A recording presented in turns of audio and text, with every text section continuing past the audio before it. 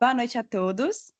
Me chamo Giovana Luiz de Oliveira Andrade, sou acadêmica de medicina do 4º semestre da Universidade do Estado da Bahia e faço parte do corpo de discentes do grupo de pesquisa e extensão de síndrome de Ehlers-Danlos do tipo hipermóvel, estudos interdisciplinares e a saúde.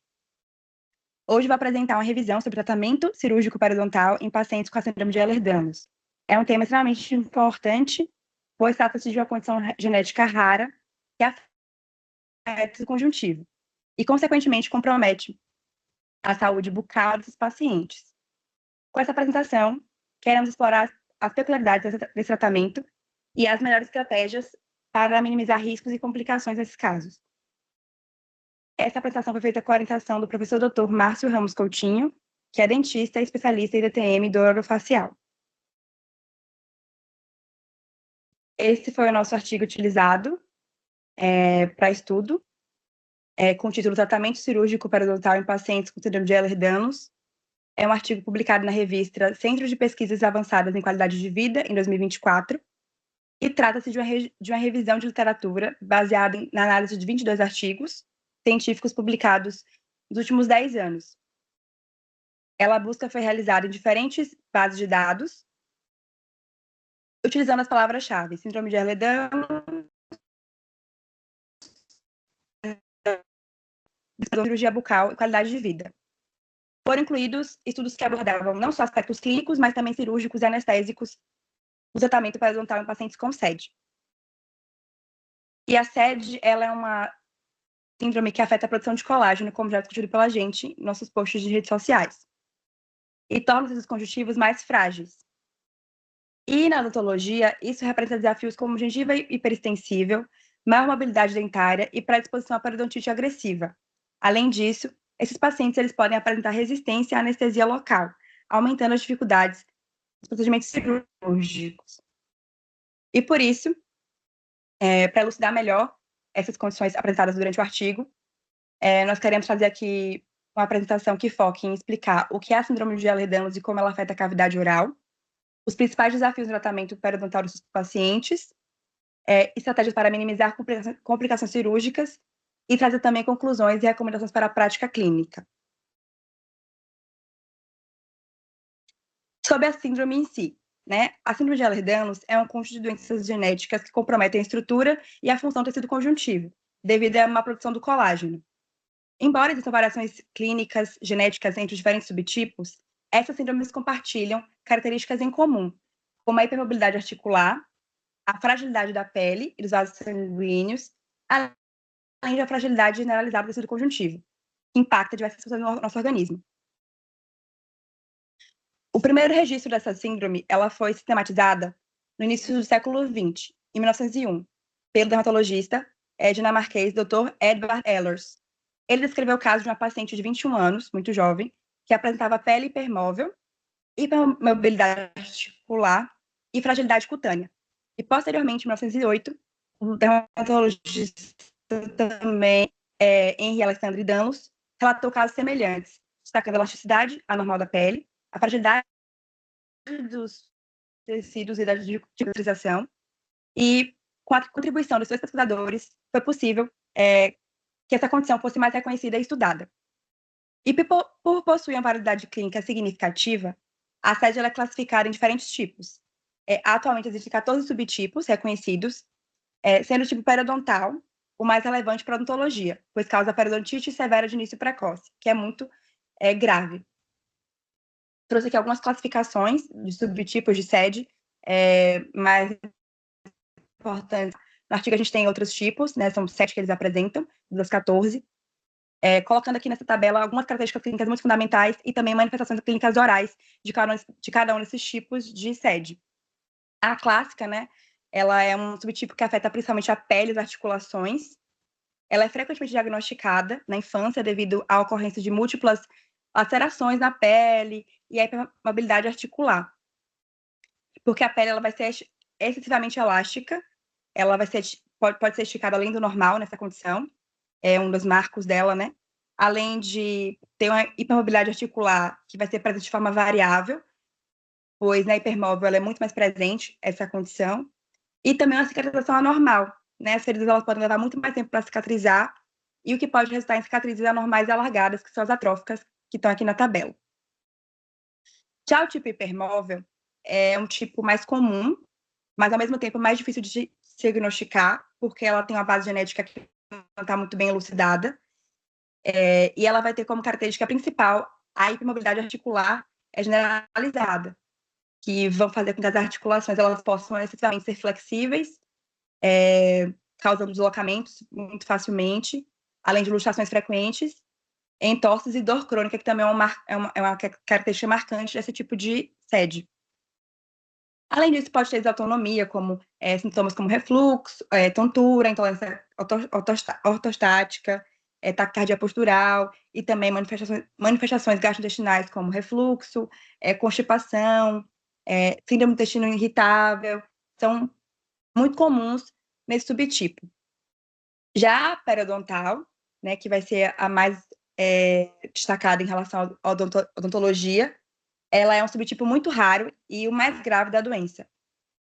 Ele vai afetar o colágeno, né? E não somente isso, como também a resposta inflamatória. E essa forma de SED, ela se caracteriza justamente por ter uma destruição acelerada dos tecidos de suporte dos dentes, resultando em perda dentária precoce. E como característica clínica que a gente destacou, mobilidade dentária extrema. Então, devido a essa degeneração do ligamento periodontal, que é um ligamento a partir do colágeno, né, que tá mal formado nessa condição, os dentes eles vão se tornar instáveis e mesmo com higiene oral adequada, essa condição ela não consegue controlar essa estabilidade. Também tem recessão gengival severa, né, que pacientes vão apresentar essa perda de gengiva inserida, o que torna os dentes mais expostos e mais suscetíveis à mobilidade e à perda, além de propensão a infecções orais, já que a gente tem uma alteração na resposta inflamatória desse paciente. E algum destaque para as anomalias e manifestações em relação clínicas em relação à cavidade oral, de cada subtipo de SED, a gente tem na clássica a anomalia no número de dentes, deformidade articular e calcificações. Já na hipermóvel, tem a maloclusão, a anomalia da mucosa oral e rotação ou transposição dentária. E na periodontal, a gente tem a periodontite grave de início precoce, que é a mais comum, a coisa mais comum e a mais preocupante também nesse sentido. E como que o colágeno vai implicar em relação, especificamente, da cavidade oral? Né? O colágeno é crucial para a manutenção da integridade dos órgãos, né, sua estrutura, e ele é a principal proteína da matriz extracelular. Representa cerca de 25 a 33% das proteínas do nosso corpo, e ele vai conferir essa resistência ao tecido conjuntivo. Na boca, o colágeno tem um papel fundamental, né? As fibras de Charpey, que são extensões do ligamento periodontal, elas são responsáveis por conectar o periósteo e fixar os dentes nos alvéolos, que vai garantir a estabilidade dos dentes. Já na polpa dentária, o colágeno vai formar a matriz extracelular, que dá suporte à fixação e também à organização celular. Além disso, na dentina, as fibras de colágeno, elas compõem cerca de 90% da matriz orgânica, proporcionando resistência, resiliência e elasticidade ao dente. Essas fibras elas são continuamente sintetizadas pelos odontoblastos e servem como base para a mineralização da dentina, onde ocorre a deposição de cristais de hidroxiapatita. Ou seja, o colágeno ele vai ser essencial para a integridade estrutural dos dentes e para a saúde bucal como um todo. São eles que vão conferir resistência, são eles que vão fornecer suporte para essa arca dentária.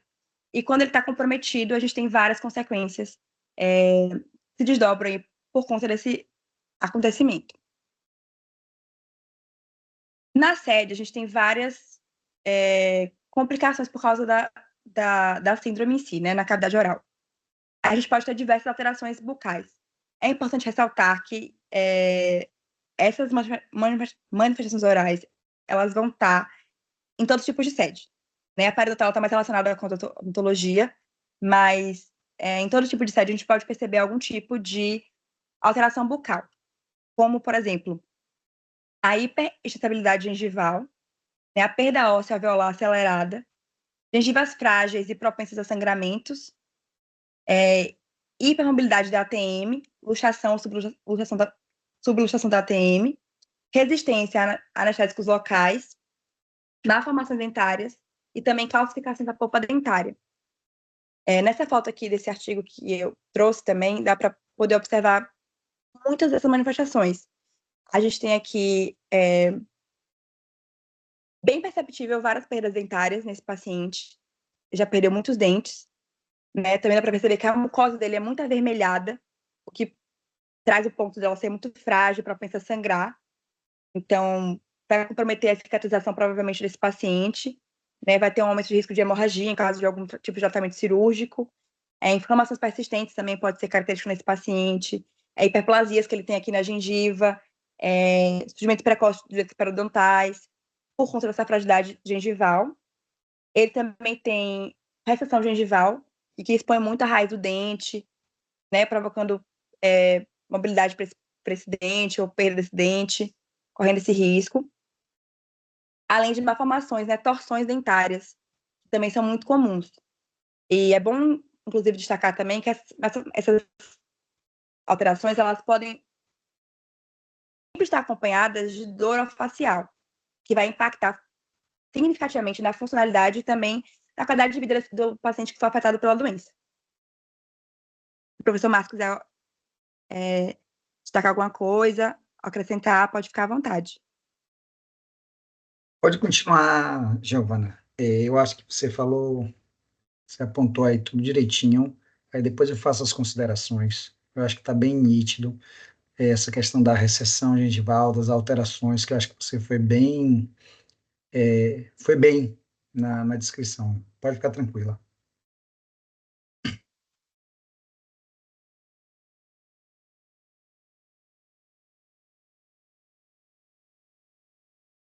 As imagens que vão ter algumas alterações orais.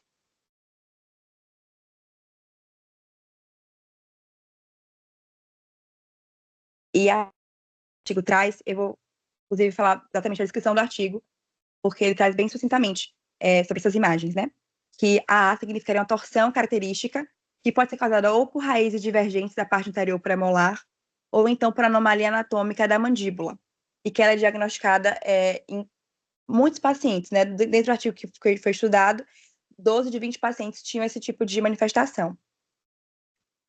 Um outro bem comum, que é a imagem da direita, são fusão de raízes molares superiores, ou então raízes encurtadas.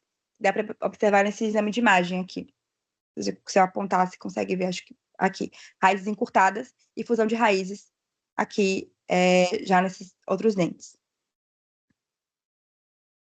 Também traz outras imagens nessa questão, que são sobre os cálculos pulpares, primeiros e segundos molares superiores. Está bem aqui destacado. Como o prof. Márcio, inclusive, está me falando que esses cálculos, eles provavelmente podem ter sido formações, né, devido à má oclusão, então restos alimentares poderiam ficar mais nesses dentes, provocando biofilme e acúmulo de placa bacteriana, que, sem o cuidado, avançou para esses cálculos pulpares e causa essa manifestação nesse paciente. Além disso, temos também, aqui nessa outra imagem, raízes hipoplásicas generalizadas que foram encontradas em um indivíduo do estudo.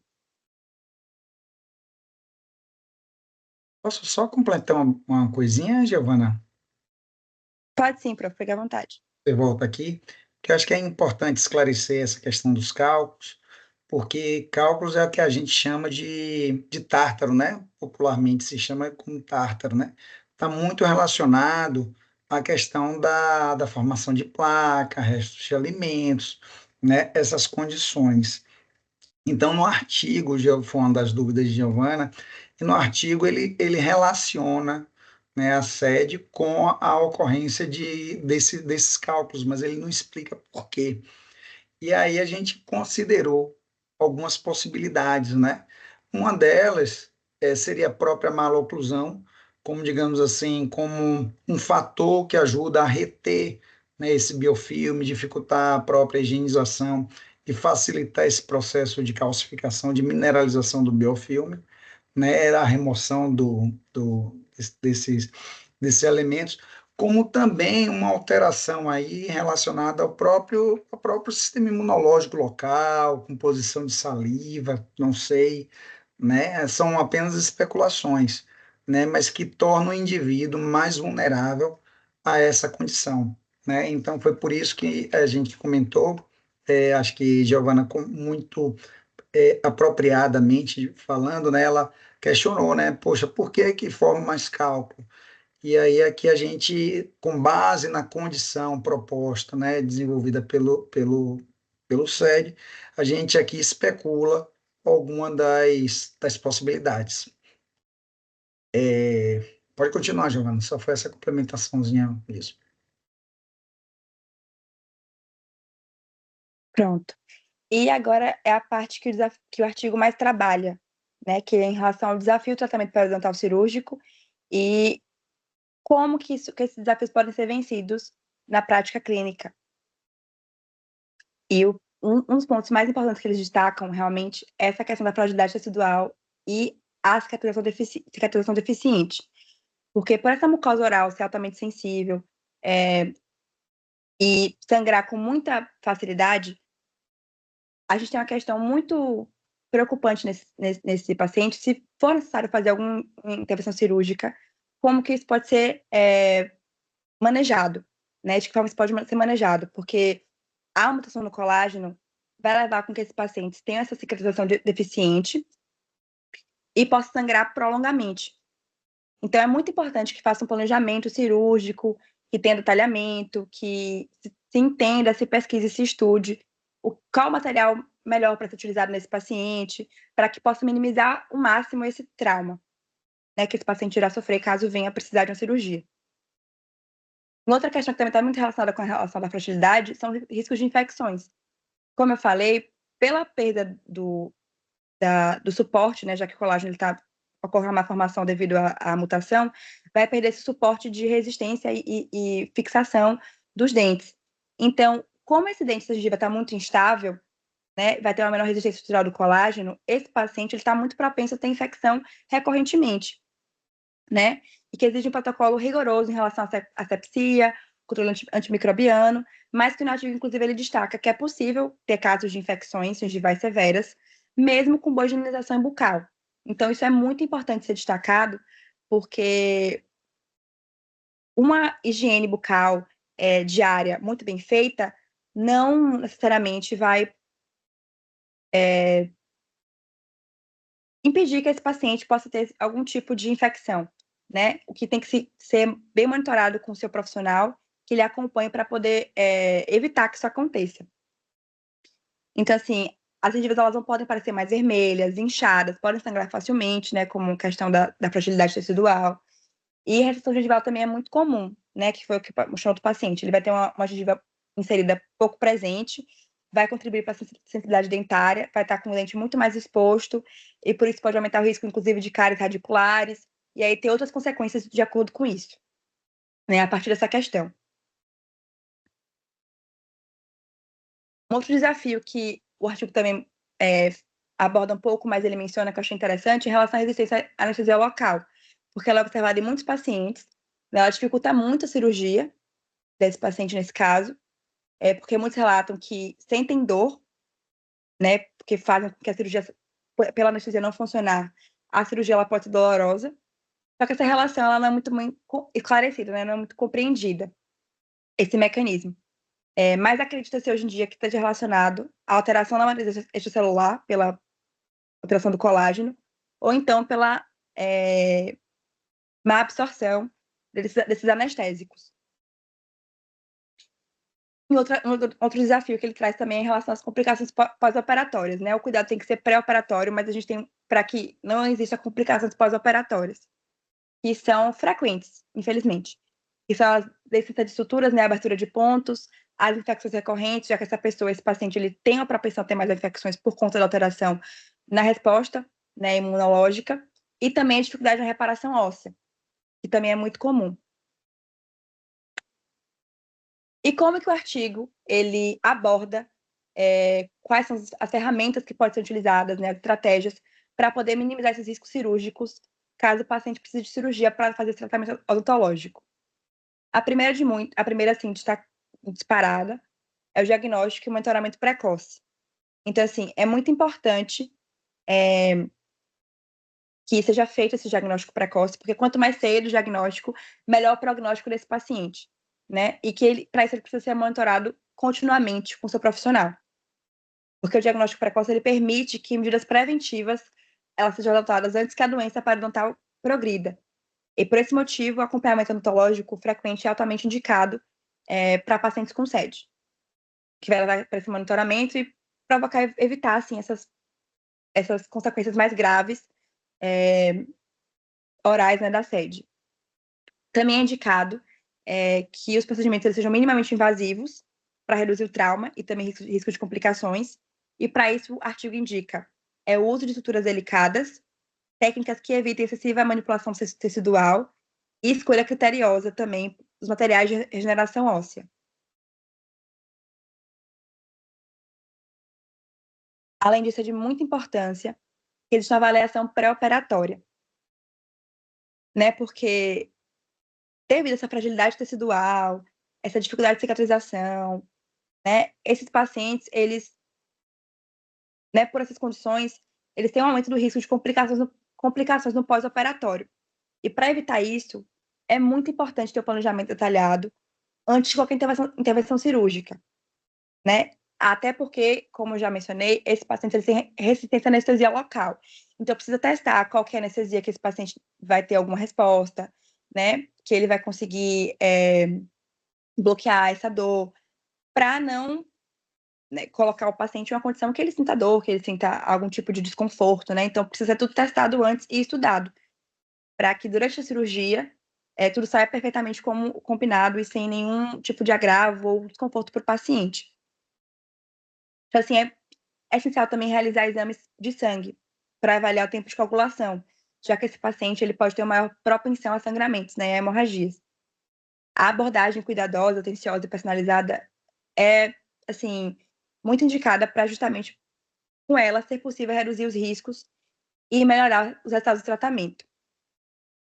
Além disso, o artigo destaca, né, a abordagem multidisciplinar para minimizar os impactos da doença e oferecer o melhor suporte clínico possível a esses pacientes.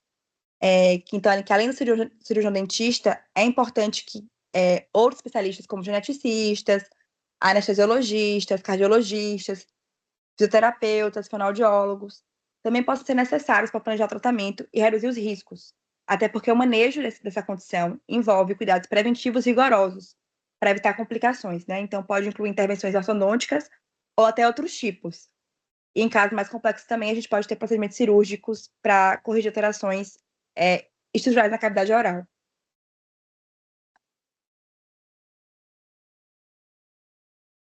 E agora, só como destaque mesmo, das pontos mais importantes que o artigo destaca, que o tratamento periodontal, ele, sendo cirúrgico, né, em pacientes com SED, ele exige de manejo especializado, prioriza métodos minimamente invasivos e estratégias para evitar complicações. Então, diagnóstico precoce, como eu mencionei, planejamento detalhado, abordagem multidisciplinar são essenciais para o processo terapêutico.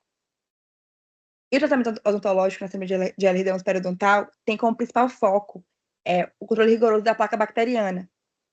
O objetivo é reduzir a inflamação gengival excessiva e prevenir a perda óssea e dentária. Para isso, é necessário que os pacientes tenham acompanhamento contínuo e pratiquem técnicas adequadas de escovação e limpeza interdental, garantindo higiene bucal eficaz e minimizando o risco de complicações periodontais. Só para trazer algumas conclusões em relação ao artigo e tudo que ele destaca de mais importante na sua escrita, que o tratamento periodontal cirúrgico, né, se for o caso, em pacientes com SED, ele exige que tenha um cuidado diferencial, né, uma estratégia deve ser definida no pré-tratamento, um estudo de métodos menos invasivos, que possa evitar complicações e riscos para o paciente, além também de abordagem multidisciplinar, diagnóstico precoce, monitoramento contínuo, para justamente garantir o sucesso terapêutico. E o tratamento odontológico na síndrome de Ehlers-Danlos, ela tem como principal foco o controle rigoroso da placa bacteriana. Então, o objetivo desse caso é reduzir a inflamação gengival excessiva e prevenir a perda óssea e dentária, que é muito importante para esses pacientes. E para isso é essencial que os pacientes tenham acompanhamento contínuo né? E pratiquem técnicas adequadas de escovação e limpeza interdental, garantindo a higiene bucal eficaz e minimizando o risco de complicações periodontais. E aqui fica também um destaque dentro do artigo para os profissionais de odontologia, né, que é importante que ele compreenda as particularidades para conseguir oferecer um tratamento seguro e eficaz para esses pacientes. Entender que o avanço no conhecimento sobre SED e suas implicações na saúde bucal, elas podem melhorar significativamente a qualidade de vida desses pacientes. Então, estudar muito para que a gente consiga ter um tratamento que seja muito bem planejado, muito bem arquitetado, juntamente com o profissional, juntamente com o seu paciente, com familiares, para que tudo possa correr da melhor forma possível, para que o paciente não tenha nenhum tipo de desconforto durante o tratamento e tenha um resultado muito bem garantido. Muito bom, Giovana. Márcio, gostaria de fazer algumas considerações antes que a gente encerre a gravação? Eu gostaria. Boa noite a todos, ainda que embora eu já tenha falado, né? Mas a educação pede para a gente dar boa noite, né? Deixa eu ligar aqui a câmera também, acho que é importante. Boa noite a todos, mais uma vez. Assim, gostaria, Astria, primeiro de parabenizar Giovana, né? Assim, não é fácil falar de um tema que passeia, né? Pelo geral e sei lá, pelo atendimento, pela área especializada, que é uma área mais focada, que ela não tem ainda familiaridade por motivos óbvios, né? Ela faz um outro curso, que é odontologia. Então, assim, acho que ela se apropriou muito bem, ela foi muito bem, ela entendeu, teve as dúvidas, né, pertinentes. Eu acho que isso é algo extremamente importante. A gente só tem dúvida quando a gente começa a entender o processo, né? A gente não tem dúvida daquilo que a gente não entende. Então, assim, eu acho que ela foi desafiada e ela foi muito bem nesse desafio e eu só tenho a parabenizar Giovana, né? Acho que ela trouxe aqui de uma forma muito segura, um tema extremamente relevante. O que eu acho bem bacana desse artigo, Astria, e demais colegas, né, digamos assim, em todo o grupo, é que ele aborda uma possibilidade que mexe nas duas interfaces, né? Tanto do ponto de vista médico geral, generalista, digamos assim, como também do ponto de vista odontológico. O periodonto é uma área, né, de sustentação das unidades dentárias e que ela reflete muito a saúde sistêmica do indivíduo. Então, por exemplo, numa questão de diabetes descompensado, o indivíduo tem manifestações na cavidade oral, né, com queda de sistema imunológico, o indivíduo tem manifestações na cavidade oral, né, em uma série de condições o indivíduo tem manifestações na cavidade oral, e o SED também, não é diferente, né? Então, assim, quando a gente pensa que esse diagnóstico, esse rastreio, né, que é um dos grandes desafios, eu acho que talvez eu vou me atrever, viu, Astrid, se você não concordar, depois você faz a correção, mas talvez um dos grandes motes, né, aqui do grupo seja justamente chamar a atenção da existência dessa condição, que muitas vezes passa por diversos profissionais e que não se atenta a isso, né?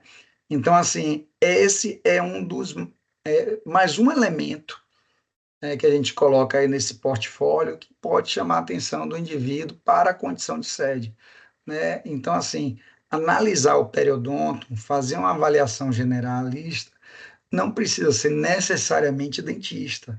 A gente reconhecer uma gengiva inflamada, né, uma condição de cálculo abundante, não necessariamente a gente precisa ser dentista, né? Então, por exemplo, eu trabalho com dor orofacial.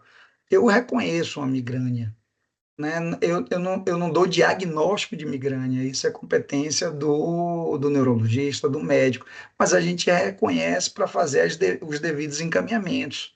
Então, quando o indivíduo tem manifestações, e aí o artigo mostra isso, são manifestações muito evidentes, muito claras, né, de inflamação, né, de maloclusão. Então, isso a gente pode colocar no portfólio de mais um elemento para a gente, para acender a luz amarela. Olha, ele tem determinadas situações, determinadas manifestações, e ainda tem essa aqui. Vamos dar uma olhada, vamos encaminhar aqui para o dentista e também vamos dar uma encaminhada aqui para o geneticista, para os especialistas que podem, por exemplo, fazer, os médicos que podem fazer essa avaliação, esse diagnóstico mais aprofundado. Essa é uma condição. No caso do dentista, também ela funciona como um rastreio importante, porque doença periodontal está muito relacionado a acúmulo de placa, né? Uma condição infecto-contagiosa, embora não seja a única. Por exemplo, bruxismo pode ocasionar retração gengival, só para dar um exemplo. Mas, de um modo geral, doença periodontal é associado a uma condição infecto-contagiosa, a presença de placa, né, de resto de alimentos, né, tudo aquilo que que a própria Giovana já mencionou. Mas às vezes a gente precisa, o indivíduo, como dentista, ele precisa fazer o rastreio dessa origem. Por que é que o indivíduo, mesmo com aquela avaliação sistemática, com aquele cuidado que às vezes o indivíduo manifesta, ele continua tendo a condição, tá certo? Então, assim, né, é uma condição persistente, né? Então, a origem sistêmica também tem que fazer parte, tem que ser considerada pelo profissional, né? Então, assim, eu acho que essa discussão digamos assim, é um favor para a comunidade, né, de sedes, dos pacientes de sede e também dos profissionais, tanto generalistas como especialistas, no sentido de considerar, né, esses sinais persistentes e às vezes desproporcionais ao paciente. Às vezes é um paciente que pode ter uma higiene boa, sabe? E, e ele não evolui, né? Ixi, vocês me ouvem? Vocês me ouvem? Acho que deu uma queda aqui. Sim, sim, estamos ouvindo. E eles não evoluem, tá? Então, associada a outras condições, a gente pode, isso pode orientar a nossa conduta, buscando novos profissionais, outros profissionais, acolhendo esse paciente, que se a gente não vai necessariamente lidar com a condição do SED, eu acho que esse também é um mote, né? Nem todo profissional vai, digamos assim, controlar, acompanhar aquele paciente, mas que pelo menos ele identifique e acolha esse paciente e encaminhe para quem é digamos assim, de direito, né? E é isso. Eu acho que essas seriam as minhas considerações e, mais uma vez, parabenizar a Giovana, que eu acho que ela conseguiu não só traduzir bem o artigo, né? Foi desafiada, né? Numa situação que tirou ela da zona de conforto, ela foi muito bem, e trabalhar num tema que eu acho que é bem relevante, porque chama atenção, acima de tudo, para esse papel de todo profissional de saúde, né? Levantar causas possíveis de outras condições, para dar uma solução para aquele paciente, né? Para acolher aquele paciente. Desculpe se eu falei demais, acho que era isso. Aproveitar para dar os parabéns de novo para a Giovana e para a Márcia. Esse trabalho realmente é muito relevante para começar.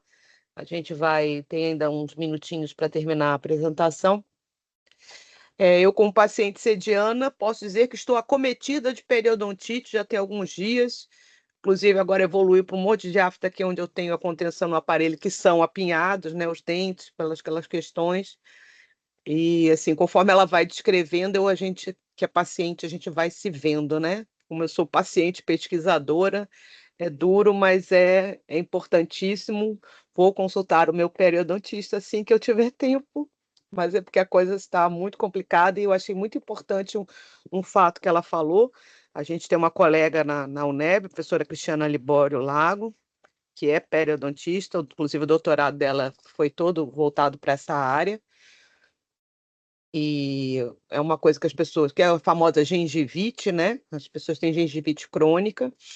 E há algumas recomendações odontológicas que são para a população em geral, que nem sempre se adequam perfeitamente aos sedianos. E isso eu tive essa conversa com esta periodontista, nossa colega, que, por exemplo, a escovação de 3, 4, 5 vezes ao dia, escovação várias vezes quando acorda, quando deita, Não é uma coisa interessante, porque remove biofilme, agride mais a gengiva. O uso de pasta de dente para dentes sensíveis, para gengivite, é recomendado o uso de Periogardt depois de uma determinada idade, que esses problemas começam a ficar mais recorrentes. É recomendado uso de fio dental, que é uma coisa que todo dentista briga comigo, e eu sei que briga com os demais. É uma coisa complexa, porque, em geral, pelo apinhamento de dentes, os dentes são muito próximos, então qualquer uso de fio dental, inclusive aqueles ultrafloss, que são uns mais específicos, que tem uma guia para você passar, provocam sangramento gengival, o que Márcio pode confirmar aí, que é uma porta de entrada para bactérias que estão bem do lado de fora, mas elas podem adentrar e aí agravar uma condição da periodontite. A limpeza de tártaro, não sei o quê, não é uma coisa que posso fazer só quando dá crise, que é o que eu estou fazendo, né? É uma coisa que tem que ser feita assim, rotineiramente, acompanhando-se com o periodontista para evitar maiores complicações. Só para dar o exemplo, como isso é de uma origem hereditária, minha avó, na época, ela foi, talvez o Márcio lembre, ela foi diagnosticada na época com piorreia. Era o termo que se usava antigamente, ele lembra disso. E o que era isso? Era uma inflamação grande, justamente na base, né, da gengiva, no encontro com o dente, e isso fazia com que essa inflamação atingisse as camadas mais profundas. O dentista aqui pode explicar com mais detalhes, mas a levava a amolecimento e queda dos dentes. Então, minha avó, precocemente, teve perda de vários dentes. Naquela época, a implantodontia ainda estava meio inicial e era uma coisa muito cara, era só para gente muito rica mesmo, e a gente de classe média não tinha condição. Então, ela fez uso de dentadura logo cedo, o que é uma complicação, porque essas próteses dentárias, isso aconteceu com ela, com as irmãs dela que também tinham um problema sem saber. A adaptação é horrível, porque, né, remove-se os dentes, coloca aquele corpo estranho. Então, elas tinham muitas inflamações na gengiva, muito sofrimento, isso impacta, obviamente, na alimentação, e aí impacta na nutrição, agrava outras condições. Então, as pessoas, às vezes, só vão ao dentista, e eu falo por mim também, quando a coisa está muito complicada, mas é importantíssimo que a gente faça esse trabalho de divulgação da importância do cuidado odontológico de sedianos. Todo mundo, óbvio, né? Mas como o projeto é voltado para sedianos, pessoas com sede, isso é uma coisa que, assim, todo ano a pessoa tem que fazer uma visita, uma revisão geral. Periodontista tem que estar incorporado dentro da rotina dos pacientes com sede. E, óbvio, também as questões de DTM, que também ocorrem, mas a periodontite é uma coisa que surge muito cedo. Eu posso dizer, sim, no meu caso, é uma coisa que surge lá na pós-infância, início da adolescência, e persegue a pessoa a vida inteira, né? Meu filho mais velho tem 22 anos agora, já teve mais de uma crise e começou justamente aí com uns 14, 15 anos. Então, a gente tem que estar muito atento. Márcio, complemente, por favor, que você que é o dentista, eu não. Não, na verdade, eu só vou reforçar o que você falou, né? Acho que a beleza justamente dessa apresentação está aí justamente no que você falou, que é, digamos assim, a necessidade de customizar o tratamento do indivíduo com sede, né? Assim, veja que você trouxe a fala da professora Cris Libório. Veja, de um modo geral, não tem uma fórmula pronta, tem alguns protocolos mais utilizados, obviamente, mas cada indivíduo tem sua demanda.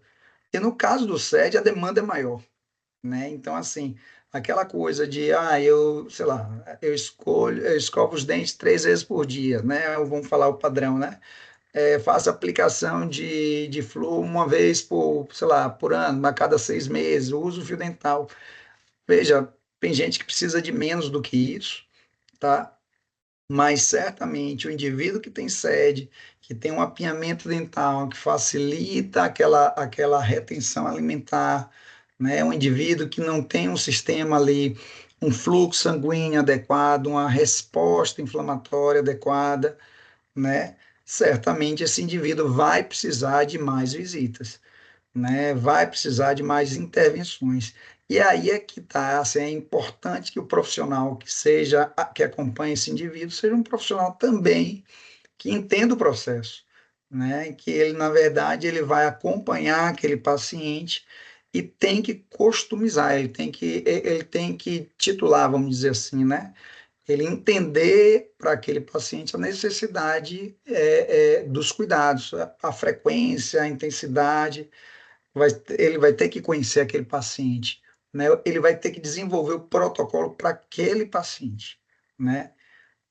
E proporcionar isso, uma boa condição oral, acho que a Estreia já colocou aí, né? Acho que é um jargão também, mas assim, só sabe quem perde isso, né? A boca é por onde a gente se comunica, a gente se relaciona, a gente se alimenta, está muito relacionado com funções muito básicas. Então, quando a gente compromete qualquer uma dessas funções, a gente está falando de estética, a gente está falando de funcionalidade básica, como alimentação, como se relacionar, né, no com o indivíduo, né? Comunicação, enfim, acho que aqui é chover no molhado, né? A gente já sabe, então acho que é importante demais entender o processo, porque adequar o protocolo de atendimento das condições orais ao paciente SED é proporcionar qualidade de vida a ele, né? E que acho que esse é que é o ponto. Acho que é isso, Astrid, é só ratificar mesmo o que você mencionou. Muito bom, muito obrigado mais uma vez. Encerramos por aqui as sessões científicas do NACE SED. Esse é o nosso primeiro encontro. Contamos com você no próximo. Siga-nos nas redes sociais que estão aqui na nossa imagem. Um abraço e até a próxima.